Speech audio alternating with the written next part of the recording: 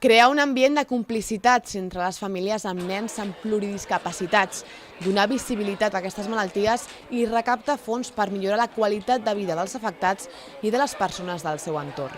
Aquests són els principals objectius del tercer torneig benèfic Mou-te pels quiets, que ha organitzat Nexa Fundació i Ossi Pàdel des de dimecres 6 de juny a diumenge 10, al poliesportiu municipal Belviche Sergio Manzano. L'Alberto és pare de l'Aina, afectada amb pluridiscapacitat, i va decidir impulsar aquest esdeveniment per ajudar altres pares i mares en la seva mateixa situació.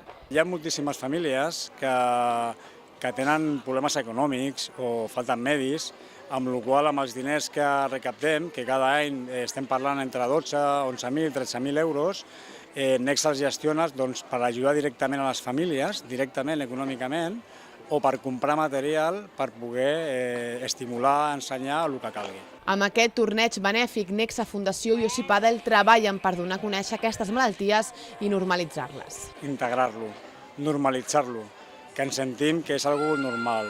No ens agrada presentar-nos com famílies que tenim nens amb discapacitat, ho hem de fer perquè la gent entengui el que és i perquè es senti més tranquils amb qui estan, però cada vegada més és algo que s'està integrant. Costa molt, però la gent quan ho sap participa i ens ajuda. Sí. Des d'Ossi Pàdel es mostren contents i agraïts per l'ajuda rebuda per les entitats bancàries i públiques.